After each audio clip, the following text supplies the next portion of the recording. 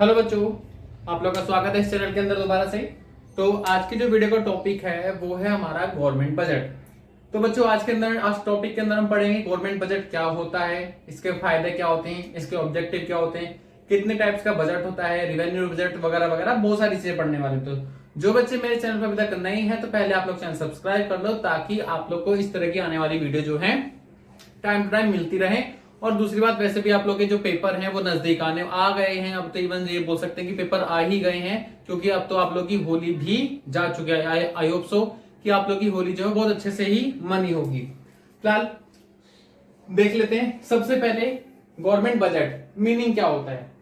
भाई government budget एक तरीके से, जैसे आप लोगों ने बैलेंस शीट का नाम सुना होगा। बैलेंस शीट में क्या होता है कि आइटम वाइज स्टेटमेंट होती है, यानी कि जो टर्म्स होते हैं आइटम वाइज होते हैं।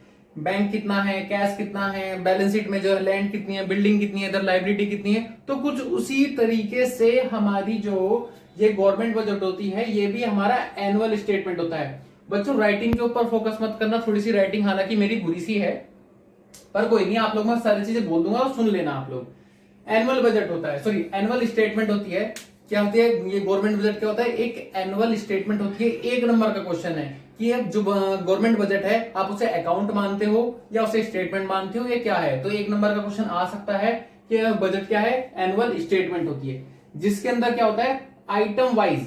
आइटम मतलब स्टेप बाय स्टेप की कौन सी चीज खर्चा कहाँ होगा, कहां से होगा, कैसे होगा, तो है आइटम वाइज एस्टिमेटेड। बच्चों ये वर्ड इंपॉर्टेंट है, एस्टिमेटेड।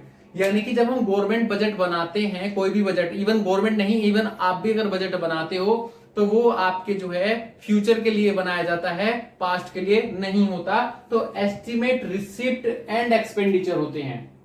क्या होते हैं? जो बजट होता है वो हमारा एनुअल स्टेटमेंट होता है, आइटम वाइज होता है, एस्टिमेट, रिसिप्ट एंड एक्सपेंडिचर होता है इन अ फिस्कल ईयर। बच्चों अगर आपको किसी भी डेफिनेशन को लिखना है, समझना है, तो उस डेफिनेशन को टुकड़ों में तोड़ो कि उस डेफिनेशन के अंदर जो है कितनी कितनी, क्योंकि जो डेफिनेशन बनाई जाती है वो बहुत सारी बातों को मर्ज करके बनाई जाती है। तो इसके अंदर आप लोग, इसके अंदर एक वर्ड ये हो गया, दूसरा वर्ड आप लोग का यहां तक हो गया, तीसरा वर्ड आपके यहां पे हो गया। अगर किसी भी कंप्लीट डेफिनेशन के अंदर वो सारे टर्म्स मिल जाते हैं जो कि एग्जामिनर को चाहिए होते हैं, चाहे आपकी ग्रामेटिकल मिस्टेक भी हो जाए तब भी आपको उतने मार्क्स मिल जाते हैं। तो यानी कि अगर एक लाइन में बोले तो क्या है कि गवर्नमेंट बजट क्या है, एक एनुअल स्टेटमेंट होता है जिसके अंदर हमें आइटम वाइज एस्टिमेटेड, रिसिप्ट और एक्सपेंडिचर की पूरी जानकारी होती है।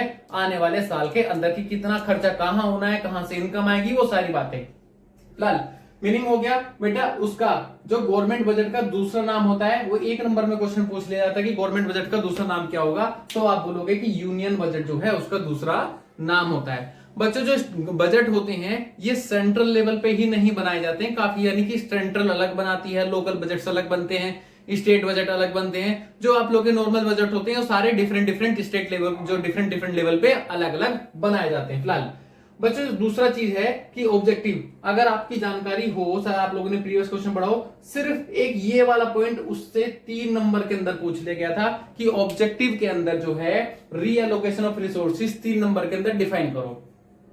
तो बच्चों ऑब्जेक्टिव भी इसके इतने ही इंपॉर्टेंट है, तो थोड़ा सुनना। तो सबसे पहले क्या लिखा हुआ है, रीएलोकेशन ऑफ रिसोर्सेज। मतलब कि ये है कि जब हमारा बजट बनाने का मेन ऑब्जेक्टिव क्या होता है, सोशल वेलफेयर और डेवलपिंग, यानी कि जो गरीब लोग हैं उनका भी ध्यान रखना और अपने देश की जीडीपी को भी ग्रो करना, ये उसका मेन ऑब्जेक्टिव होता है। तो रीएलोकेशन रिसोर्सेज का मतलब है कि जो गरीब जनता है उस पे पैसों का खर्च ज्यादा करना, कंपैरिजन टू जो अमीर लोग हैं उन पे टैक्स ज्यादा लगाना। क्योंकि जो पैसा के इनइक्वलिटी हो चुकी है, हम जो काफी जो अमीर लोग हैं उन पे टैक्स से पैसा वसूलते हैं और उस पैसे को हम दोबारा से गरीब लोगों में इन्वेस्ट कर देते हैं, ताकि उस जो पैसा है वो साइकिल चक्र आप लोग क्या हो, चलता रहे, बिल्कुल मेंटेन रहे। यानी कि जो रिसोर्सेज हमारे पास पड़े हैं उन रिसोर्सेज को दोबारा से रीडेवलप करना, यानी कि टैक्स के अंदर छूट देना या फिर किसी को अमीर लोगों पे जो है टैक्स बढ़ाना, या डायरेक्टली किसी प्रोडक्शन यूनिट के अंदर जो है गवर्नमेंट खुद से पैसा इन्वेस्ट कर देती है, उसको बोलते हैं reallocation of resources. Next topic का नाम है reducing inequality in income and wealth. Income and wealth, भैया इनकम तो सभी जानते होंगे, वेल्थ का मतलब होता है प्रॉपर्टी। यानी कि जिन लोगों के पास में इनकम या वेल्थ प्रॉपर्टी हद से ज्यादा होती है, गवर्नमेंट उन लोगों के ऊपर कुछ एक्स्ट्रा टैक्सेस को इम्पोज कर देती है ताकि उन लोगों से कुछ पैसा गवर्नमेंट की जेब के अंदर आ जाए और गवर्नमेंट उस पैसे को गरीब जनता में खर्च कर देगी, जिससे क्या होगा, ये अमीर लोग हैं, ये नीचे लोग हैं, यानी कि जो गरीब, वो जो अमीर हैं वो नीचे आएंगे और जो गरीब हैं वो थोड़े ऊपर जाएंगे। यानी कि गवर्नमेंट क्या करती है बजट के अंदर कि इनकी जो इक्वलिटी है इसको कम करती है। ठीक है बच्चों। अब नेक्स्ट इकोनॉमिक ग्रोथ। मैंने आपको बताया कि जो बजट बनाया जाता है वो अपने प्रॉफिट को मैक्सिमाइज करने के लिए और सोशल वेलफेयर के लिए जो गरीब लोग हैं उन दोनों को दोनों ध्यान में रखती है। इकोनॉमिक ग्रोथ कैसे होगी बच्चों, जितने भी मैन्युफैक्चरिंग सेक्टर हैं, प्रोडक्शन सेक्टर हैं, जितनी ज्यादा होगी उतना ज्यादा हमारा माल देश में माल बनेगा और उतनी हमारे देश की जीडीपी जो है ज्यादा ग्रो करेगी। तो हमारी जो गवर्नमेंट है इन चीजों के लिए बहुत ज्यादा ध्यान रख के चलते हैं कि किसी सेक्टर पे कितना खर्च करना है और किस सेक्टर में कम करना है। मान लो एक सेक्टर बहुत ज्यादा डेवलप है इंडिया के अंदर ही, तो हम उसके ऊपर ज्यादा ध्यान नहीं देंगे। जिन सेक्टर्स की जो है ज्यादा रिक्वायरमेंट होती है डेवलपिंग की, हम उनके ऊपर ज्यादा खर्च करना चाहते हैं ताकि वो भी ग्रो करें और हमारे देश के अंदर हिस्सेदारी ज्यादा से ज्यादा बनाए जीडीपी के अंदर। आगे बेटा रिड्यूसिंग रीजनल डिस्पैरिटीज, मतलब अब आप लोगों को पता है कि दो अलग अलग स्टेट्स हैं भाई, एक स्टेट के अंदर कुछ चीज ज्यादा होती है और वही जो है सेम चीज दूसरे स्टेट के अंदर क्या होती है, कम होती है। तो गवर्नमेंट चाहती है कि जो रीजनल डिस्पैरिटीज है इनको खत्म किया जाए। मान लो तमिलनाडु में सपोज दैट वहां पे एग्रीकल्चर नहीं होता, तो हम क्या करेंगे, वहां पे प्रोडक्शन यूनिट लगा देंगे, भैया प्रोडक्शन करो आप लोग, आपके यहाँ पे खेती नहीं हो रही ना, कोई बात नहीं, गवर्नमेंट उसके अंदर बजट के अंदर जो है पैसा अलॉट करेगी, आप लोग इस काम को करो तो आप लोग की स्टेट का डेवलप होगा। आपके यहाँ पे एग्रीकल्चर ज्यादा हो रही है, आप एग्रीकल्चर को ज्यादा प्रमोट करो, आप लोग के यहाँ पे जो है इससे बहुत अच्छी पूरे देश के अंदर या पूरी दुनिया के अंदर जो डेवलपमेंट हो सकती है। दुनिया के अंदर कैसे होगी बच्चों, जितना माल ज्यादा से ज्यादा प्रोड्यूस होगा हम उतना ज्यादा क्या करेंगे, एक्सपोर्ट करेंगे और उनका ही फायदा होगा और हमारे पास पैसे आएंगे। तो समथिंग कुछ इस बारे में हमने ऑब्जेक्टिव जो है पढ़े हैं।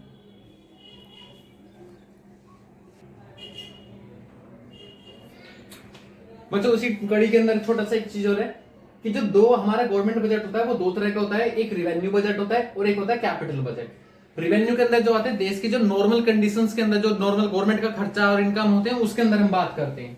तो गवर्नमेंट की अगर कोई भी रिवेन्यू रिसिप्ट आ रही है तो टैक्स, दो रिवेन्यू रिसिप्ट होती है वो जनरली कितने तरह की होती है, दो, एक टैक्स रिवेन्यू और एक नॉन टैक्स रिवेन्यू।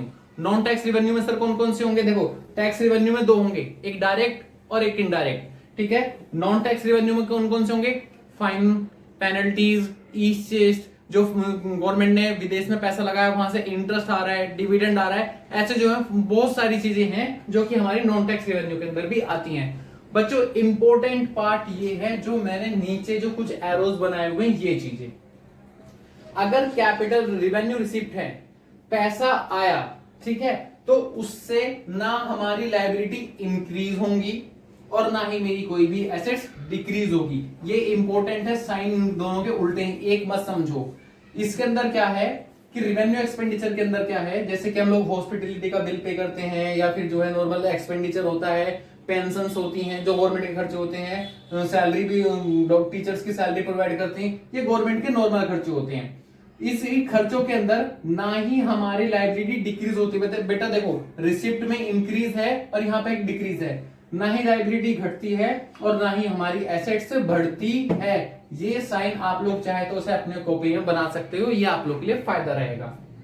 ठीक है, वहीं बात करके चलें कैपिटल बजट की। तो बच्चों कैपिटल बजट के अंदर भी दो होती हैं, एक कैपिटल रिसिप्ट और एक कैपिटल एक्सपेंडिचर। ध्यान रखना इन दोनों में से क्या है, दोनों ही कंडीशन सेटिस्फाई एक दो दोनों ही कंडीशन सेटिस्फाई होनी चाहिए, मतलब ना ही ये होना चाहिए और ना ही ये, कुछ भी दोनों में से नहीं होना चाहिए। जबकि इनके अंदर क्या है कि इन दोनों में से अगर एक भी कंडीशन सेटिस्फाई हो गई तो मतलब कैपिटल बजट वो ट्रांजैक्शन कैपिटल बजट में आ जाएगी। देखो कैपिटल रिसिप्ट में या तो हमारी लायबिलिटी इंक्रीज करेंगी या तो हमारी कैपिटल लायबिलिटी क्या करेंगी, इंक्रीज करेंगी, या फिर मेरी एसेट्स डिक्रीज करेंगी। इन दोनों में से कोई एक कंडीशन सेटिस्फाई होनी चाहिए। अगर सेटिस्फाई नहीं हुई तो यही ट्रांजैक्शन उठ के यहां पहुंच जाएगी। सेम एज इट इज बच्चों यहाँ है कैपिटल एक्सपेंडिचर में क्या है, जैसे कि रोड बनवाना, ब्रिज बनवाना, सड़कें बनवाना, जो है बड़ी बड़ी मशीनरी बनवाना, या फिर जो है बड़े बड़े मॉल्स बनवाना, ये सारा कैपिटल एक्सपेंडिचर है। अब अगर कैपिटल एक्सपेंडिचर हुआ, या तो हमारी कोई लायबिलिटी घटी होंगी या फिर मेरी कोई एसेट्स इंक्रीज करी होगी। हमने जो है विदेश को लोन की पेमेंट, विदेश से हमने पहले उधार लिया था, मैंने लोन की पेमेंट कर दी। अब अगर लोन की पेमेंट कर दी है तो डेफिनेटली मेरी लायबिलिटी क्या हो गई, घट गई। मैंने विदेश से लोन लिया तो कैपिटल रिसीव्ड, तो मेरी लायबिलिटी इंक्रीज कर गई। मैंने कोई अपनी, गवर्नमेंट ने कोई अपनी एसेट्स बेच दी तो पैसा आएगा तो मतलब हमारी एसेट्स डिक्रीज हो गई। बच्चों ये सारी चीजें इंपॉर्टेंट है, आप लोग स्क्रीनशॉट लेके ऐसे अपनी कॉपी के अंदर भी लिख सकते हो। अगर आप लोग मेरी वीडियो पसंद आई हो तो प्लीज चैनल को सब्सक्राइब कर देना, वीडियो को लाइक करना और अपने दोस्तों के अंदर भी थोड़ा सा शेयर जरूर कर देना। सो आप लोग के लिए आज के लिए thank you, tata bye bye, see you.